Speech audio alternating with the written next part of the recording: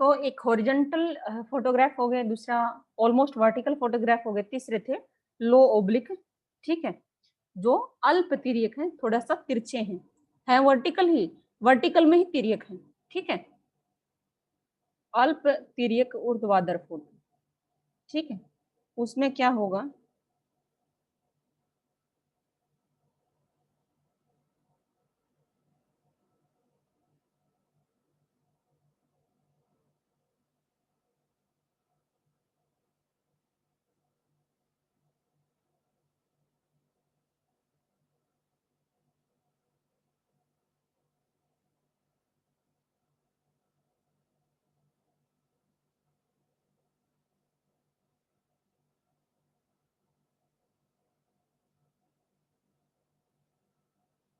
ये आपका मान लीजिए कैमरा है,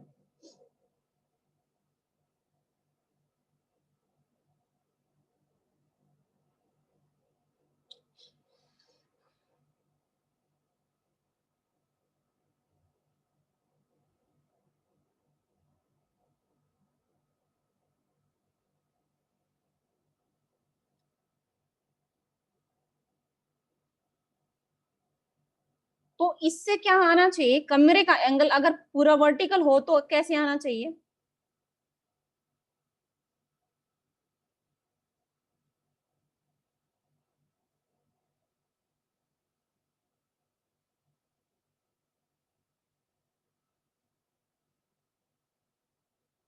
ठीक है, इसको कैसा होना चाहिए, ऐसा होना चाहिए, लेकिन जब इसको ऐसा ना हो के ये ऐसा हो,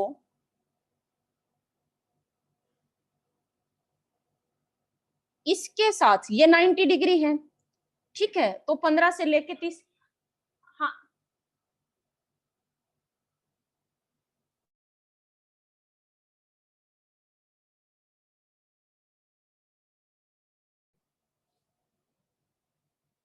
तो इस कैमरे का एक्सिस यहाँ पे सीधा वर्टिकल ना होके, तो यहाँ ये अगर 90 का एंगल है, ठीक है, तो इधर कम है, ठीक है, 30 इधर हो या इधर हो, यानी जो है विचलन जो है वेरिएशन है, या तो ठीक है, इधर ये इस ये लेंस के सेंटर से इधर ये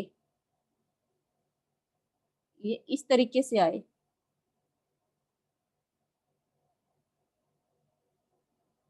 ठीक है, तो इस तरीके से आएगा, अगर ये 30 का डिग्री का एंगल है, 15 से 30 तक का है, तो ये क्या है, लो ओब्लिक कहलाएगा,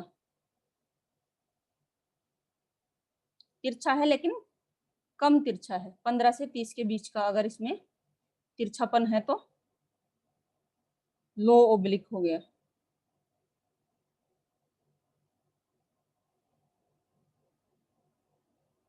ठीक है, तो लो ओब्लिक में इनका चलो कंपैरिजन करेंगे, इसमें जो एरिया कवर होगा ना, तो जो ठीक पूरा वर्टिकल था उसमें जो है, अब ये देखना ये यहां से लेके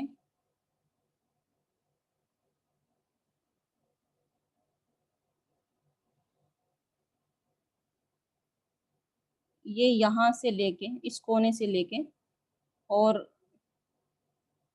इस कोने, ठीक है, तो इतने एरिया को ये क्या है, कवर करेगा, ठीक है, तो एरिया जो कवर होगा वो जो बिल्कुल 90 वाला है या ऑलमोस्ट 90 जो फोटोग्राफ होता है उसमें कम एरिया कवर होगा, ठीक है, लो ओब्लिक है उसमें उससे ज्यादा होगा, ठीक है, और जो फोर्थ टाइप के हमारे हैं हाई ओब्लिक वर्टिकल फोटोग्राफ,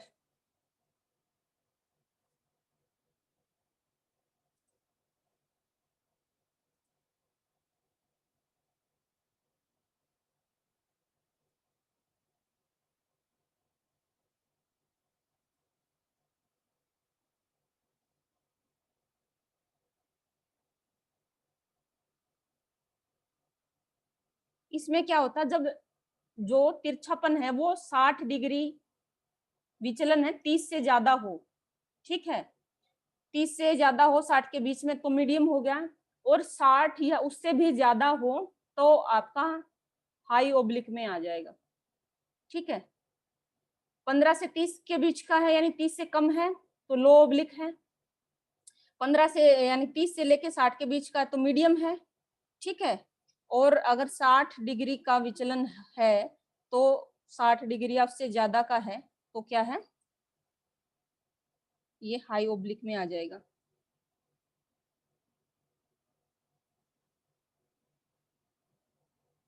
अब यहाँ पे एक्सिस आपका ऐसे आना चाहिए था, ऐसे होना चाहिए था ये 90 का।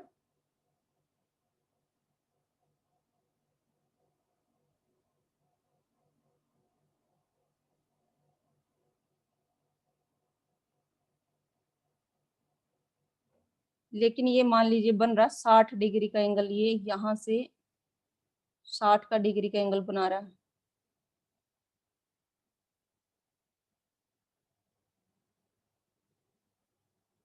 ठीक है, यानी ये इसके और इसके बीच का ये जो एंगल है वो 60 डिग्री हो गया।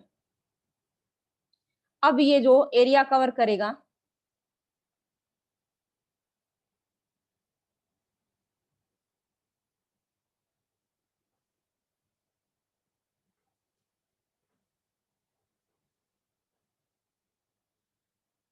ये सबसे ज्यादा करेगा। ठीक है, यानी जितना ज्यादा तिरछापन होता जाएगा एरिया उतना ही ज्यादा कवर होता जाएगा। ठीक है, तो ये हो गया हाई ओब्लिक जो है वर्टिकल फोटोग्राफ्स है। अब इसमें क्या होगी, एक बार इन तीनों का स्केल का क्या रहता है, जब आपका ठीक पूरा वर्टिकल होता है तो स्केल पूरे फोटोग्राफ में जो स्केल है इक्वल होती है, हर जगह बराबर होती है। मान लीजिए फोटोग्राफ है, ठीक है, तो फोटोग्राफ्स में जो पिक्सल होती हैं,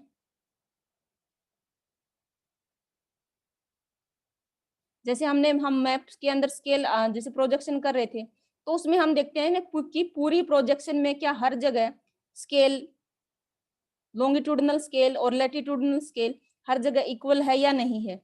ठीक है, तो यहाँ पे अगर आपका पूरा 90 डिग्री का एक्सिस आप प्राप्त कर लेते हैं तो ये आपकी जो पिक्सल का साइज है, ठीक उनकी लेंथ भी और विड्थ भी दोनों इक्वल रहेगी, यानी पूरे फोटोग्राफ में आपकी स्केल है बिल्कुल एग्जैक्ट रहेगी, सेम रहेगी।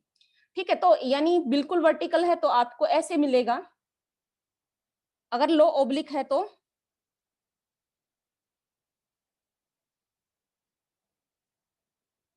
तो जैसे ही ओब्लिक होता जाता है तो ये मान लीजिए फ्रंट का एरिया है। ठीक है, ये फ्रंट एरिया है और ये बैक एरिया है, तो फ्रंट की साइड की जो स्केल है वो लार्ज मिलेगी और इस तरफ होती जाएगी, कम होती जाएगी, यानी बैक साइड है पिछली तरफ है। ये मान लीजिए जैसे हमने ये बनाई है लाइनें, तो आपकी लाइनें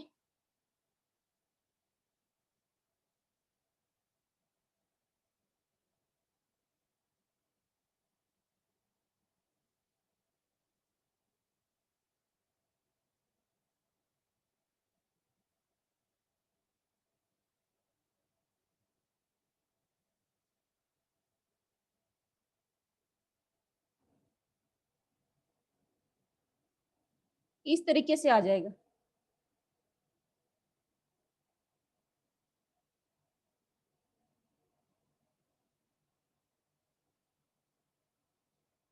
यानी जो आपका ये वाला जो फ्रंट एरिया है ये, ठीक है, इसकी स्केल क्या होगी, लार्ज है। ठीक है, तो इसकी विड्थ भी यानी इसकी चौड़ाई भी ये वाली, ये और ये, ठीक है, ठीक है, बड़ी है। और अगर ये पीछे बैक साइड वाला देखोगे तो ये भी कम है, ठीक है, और ये भी कम है, यानी इस पिक्सल की दोनों दीवारें हैं, यानी हम लॉन्गिट्यूडनल और यानी इस ये जो ग्रेटिक्यूल है इसकी लंबाई और चौड़ाई दोनों ही पिछली साइड कम होती गई। ठीक है, तो ये होता है। और अगर तीसरे तरह का हम देखेंगे, हाई ओब्लिक है, उसमें ये जो है स्केल है, यानी आगे से पीछे की तरफ जो स्केल है उसमें बहुत ज्यादा परिवर्तन आ जाता है। लो इसमें बिल्कुल ठीक है, इसमें थोड़ा सा है, और इसमें फिर क्या होगा, बिल्कुल ही यूं जाएंगे, और क्या होगा कि लगभग मिलती हुई प्रतीत होंगी।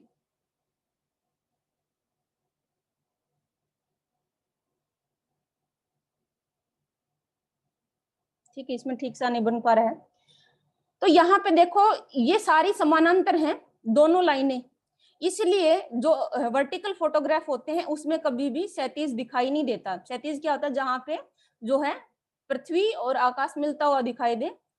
ठीक है, तो क्योंकि ये ठीक ऊपर से लिया जाता है तो साइड में है, साइड तो बिल्कुल दिखती ही नहीं है, तो इसलिए इसमें कोई एक्सिस दिखाना है, क्षैतिज है, होरिजन जो है वो दिखाई नहीं देता। इसमें क्या है, इसमें थोड़ा सा दिखता है ना। अभी ये यहाँ पे बिल्कुल इन ये एक कहीं तक ले जाओ, ये कभी मिलेंगी ही नहीं, इनके मिलने की कोई संभावना ही नहीं, क्योंकि ये समानांतर है। ठीक है, लेकिन इनको जैसे इसको अगर तुम आगे बढ़ाओगे और इस लाइन को आगे बढ़ाओगे तो ये कहीं ना कहीं मिल जाएंगे, यानी यहाँ पे थोड़ा सा होरिजन दिखाई देता है। और हाई ओब्लिक है, जितना ज्यादा तिरछा कैमरे को रखोगे तो ये यहाँ पे क्षैतिज है पूरी तरीके से दिखाई, अगर 60 डिग्री या उससे ज्यादा का एंगल रखोगे तो ये यहाँ पे सारी लाइनें आपस में, यानी जो पिछली बैक साइड है फोटोग्राफ की, ठीक है, उस वहां पर मिलती हुई आपको ये दिख जाएंगी। ठीक है, और यानी एक तो दो चीज यहाँ पे रखनी है कि क्षैतिज दिखाई देता है कि नहीं दिखाई देता है। ठीक है, तो यानी वर्टिकल में बिल्कुल नहीं दिखेगा, इसमें थोड़ा सा दिखता है और इसमें पूरा दिखता है। ठीक है, दूसरा स्केल, वर्टिकल में पूरी स्केल यानी हर जगह इक्वल स्केल रहती है और वो प्रिसाइज होती है, ठीक होती है। जो धरातल के ऊपर जो है, जो एक्चुअल जो आपकी स्केल है और इसकी स्केल है वो ठीक है। यहाँ पे स्केल क्या है, आगे से पीछे की तरफ जाते घटती जाती है, इसमें घटती है, आगे से पीछे की तरफ घटती है, लेकिन इसमें रेट और भी ज्यादा है। इसमें थोड़ा सा कम दर से घटती है आगे से पीछे की ओर, लेकिन इसमें और भी ज्यादा तेजी से घटती है। ठीक है, एक ये चीज होगी।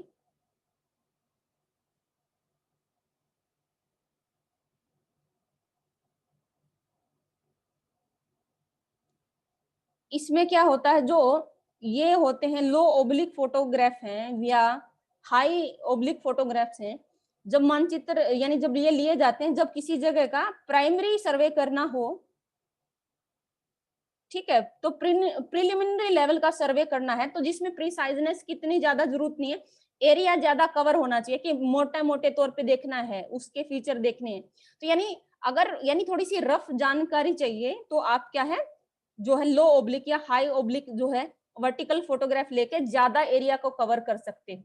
ठीक है, लेकिन जब बिल्कुल आपको टोपोग्राफिक मैप बनाने हैं, अगर मैप बनाने हैं या थीमेटिक या टोपोग्राफिक मैप बनाने हैं, तब क्योंकि उसमें स्केल बिल्कुल प्रिसाइज होनी चाहिए, तो उसके लिए आपको क्या है, ठीक वर्टिकल जो है फोटोग्राफ्स ही लेने पड़ेंगे। ठीक है, तो यानी प्रिलिमिनरी सर्वे के दौरान लो ओब्लिक और हाई ओब्लिक फोटोग्राफ लिए जा सकते हैं, लेकिन जो फाइनल स्टेज होती है मैप, जब वास्तविकता में मैप बनाना है, तो उसके लिए जो है वर्टिकल फोटोग्राफ ही होने चाहिए। और हमने कहा था कि वर्टिकल फोटोग्राफ से वो जो है लेना उतना आसान नहीं होता। उसका कारण क्या है, क्योंकि मान लीजिए ये अर्थ है, अर्थ वो फ्लैट नहीं है, उसका कर्वेचर है। ठीक है, इस तरीके से, और आपका एरोप्लेन यहाँ है।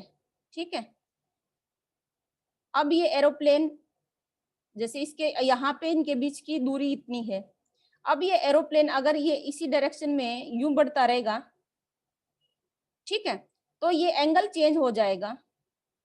तो यानी वो यूं इसी तरीके से उतना सेम बनाए रखना कर्वेचर के अकॉर्डिंग। ठीक है, तो यानी ये तो ऐसे है और आप यूं मान ले सीधे चले जाओ, सीधे चले जाओ, तो क्या सेम एंगल रहेगा, यहाँ पे तो ठीक वर्टिकल था, लेकिन यहाँ में और यहाँ में चेंज हो गया एंगल, यहाँ में और यहाँ में चेंज हो गया, तो उसकी यानी मूवमेंट को इतना एग्जैक्ट रखना मुश्किल होता है, इसलिए 2-3 डिग्री का हमने कहा, 3 डिग्री का प्लस माइनस तो है, चल जाता है। ठीक है, तो ये पृथ्वी का जो है कर्वेचर है उसकी वजह से ठीक 90 डिग्री का जो है वर्टिकल एक्सिस प्राप्त करना बहुत मुश्किल होता है।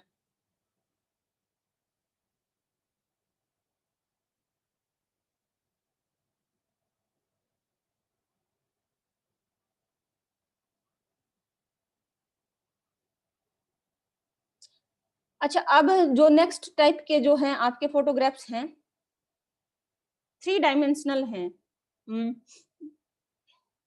3 डायमेंशनल क्या?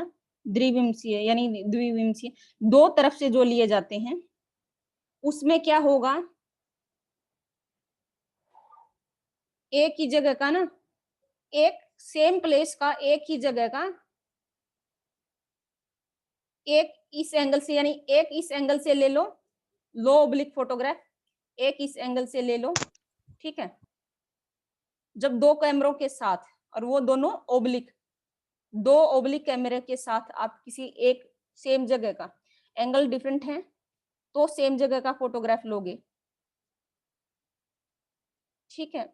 इसका मैंने कहा था कि जो 3D अगर आपको बनाना है तो उसके लिए इस तरह के जो है जरूरत पड़ती है कि सेम जगह का 2 एंगल से लिया जाए, ठीक है। और नेक्स्ट टाइप के जो हैं उसमें क्या होता है, 3 अलग-अलग जगह से लिए जाते हैं, 3 अलग-अलग कैमरे या 3 अलग-अलग एरोप्लेन, एक में यहाँ से लेंगे उसी प्लेस का, एक में यानी 2 ओब्लिक होंगे और एक ठीक वर्टिकल होगा, एक बिल्कुल ठीक ऊपर से लिया जाएगा और एक यहाँ से। तो इसमें क्या है, वर्टिकल के गुण भी आ जाएंगे, यानी आपकी जो स्केल है वो प्रिसाइज हो जाएगी और 3D भी आपको मिल जाएगा, ठीक है। तो यानी 2 ओब्लिक कैमरों से जो आपको 3D मिल गया, 3D बना लिया, और एक जो ठीक वर्टिकल कैमरा है उससे आपको जो आपकी स्केल जो सही होनी चाहिए थी वो स्केल भी आपको एग्जैक्ट मिलेगी, ठीक है। तो ये इतने तरह के आपके जो हैं एरियल फोटोग्राफ के टाइप हो सकते हैं। तो जैसी आपकी रिक्वायरमेंट होती है उसी के अकॉर्डिंग यानी अपने कैमरा की पोजीशन रखिए और उसी तरह का जो है आपको एरियल फोटोग्राफ मिल जाएगा, ठीक है।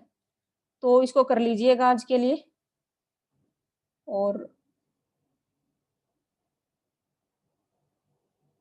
इसमें से किसी को कुछ समझ नहीं आया तो पूछ सकते हैं।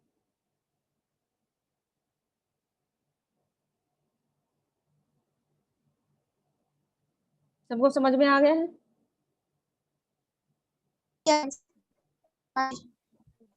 Yes ma'am. एक बार है ना बुक में से देख लेना इसको दोबारा से, ठीक है। और आई थिंक कल को आपको जो फर्स्ट चैप्टर कंप्लीट हो जाएगा। और दूसरी तरफ मैं ये चाहती हूँ आपका जो लास्ट की यूनिट है वो स्टैटिक्स की है, ठीक है। तो हम चाहें तो मान 1-1.5 क्लास हम मतलब ये जो अपना रिमोट सेंसिंग वाला करते रहें, और एक क्लास अगर हम डेली दूसरी साइड से हम स्टैटिक्स को चला लें तो ठीक रहेगा। Yes ma'am. ठीक है, क्योंकि उसमें भी आपको क्या है थोड़ा सा मेहनत करनी पड़ेगी, सबका मैथ अच्छा नहीं है। तो कल से फिर हम स्टैटिक्स का यानी आप एक बार उस चैप्टर को भी देख लेना जितना भी आपसे पढ़ा जाए। तो स्टैटिक्स वाला जो शायद 7वां चैप्टर कौन सा चैप्टर है उसको देख लेना, मीन मीडियन मोड वाला, ठीक है। तो आधी क्लास में हम अपना ये करेंगे रिमोट सेंसिंग है, एरियल फोटोग्राफी का जितना बचा हुआ है, और आधी में हम स्टैटिक्स शुरू करेंगे, ठीक है।